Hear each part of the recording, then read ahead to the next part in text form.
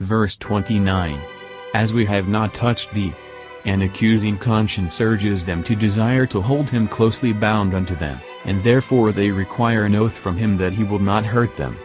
For they knew that he might rightfully avenge himself on them for the sufferings he had endured, but they dissemble on this point, and even make a wonderful boast of their own acts of kindness. At first, indeed, the humanity of the king was remarkable, for he not only entertained Isaac with hospitality, but treated him with peculiar honor, yet he by no means continued to act thus to the end. It accords, however, with the common custom of men, to disguise their own faults by whatever artifice or color they can invent. But if we have committed any offense, it rather becomes us ingenuously to confess our fault, than by denying it, to wound still more deeply the minds of those whom we have injured. Nevertheless Isaac, since he had already sufficiently pierced their consciences, does not press them any further. For strangers are not to be treated by us as domestics, but if they do not receive profit, they are to be left to the judgment of God. Therefore, although Isaac does not extort from them a just confession, yet, that he may not be thought inwardly to cherish any hostility towards them, he does not refuse to strike a covenant with them. Thus we learn from his example, that if any have estranged themselves from us, they are not to be repelled when they again offer themselves to us. For if we are commanded to follow after peace, even when it seems to fly from us, it behoves us far less to be repulsive, when our enemies voluntarily seek reconciliation, especially if there be any hope of amendment in future, although true repentance may not yet appear. And he receives them to a feast, not only for the sake of promoting peace, but also for the sake of showing that he, having laid aside all offense, has become their friend. Thou art now the blessed of the Lord. This is commonly explained to mean that they court his favor by flatteries, just as persons are accustomed to flatter when they ask favor, but I rather think this expression to have been added in a different sense. Isaac had complained of their injuries and having expelled him through envy, they answer, that there was no reason why any particle of grief should remain in his mind, since the Lord had treated him so kindly and so exactly according to his own wish, as if they had said, "What dost thou want? Art thou not content with thy present success?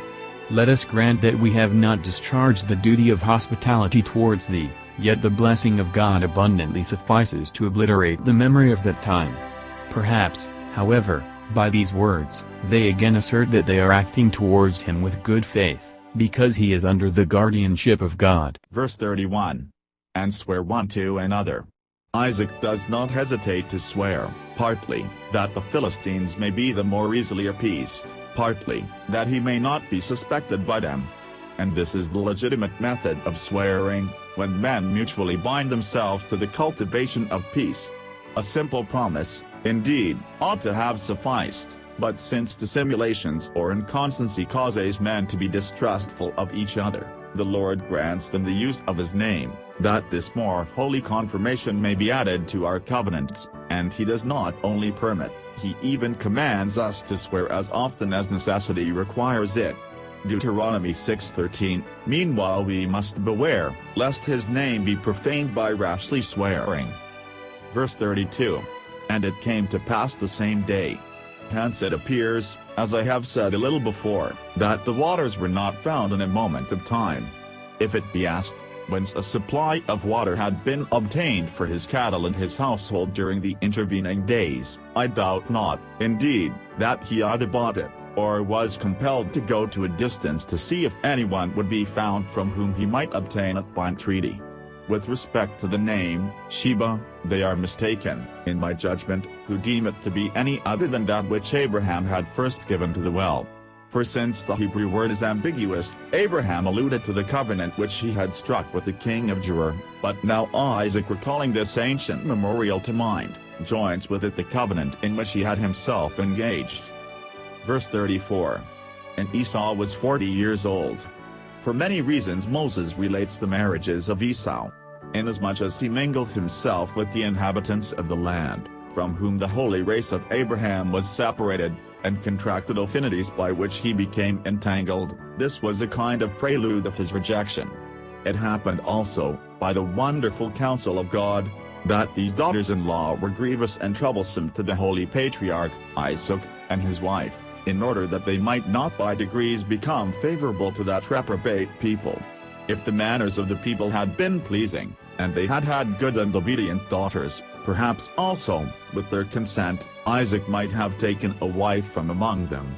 But it was not lawful for those to be bound together in marriage, whom God designed to be perpetual enemies. For how would the inheritance of the land be secured to the posterity of Abraham, but by the destruction of those among whom he sojourned for a time? Therefore God cuts off all inducements to these inauspicious marriages, that the disunion which he had established might remain. It appears hence, with what perpetual affection Esau was loved by Isaac, for although the holy man justly regarded his sons' wives with aversion, and his mind was exasperated against them, he never failed to act with the greatest kindness towards his son, as we shall afterward see. We have elsewhere spoken concerning polygamy. This corruption had so far prevailed in every direction among many people, that the custom, though vicious, had acquired the force of law. It is not, therefore, surprising that a man addicted to the flesh indulged his appetite by taking 2 wives.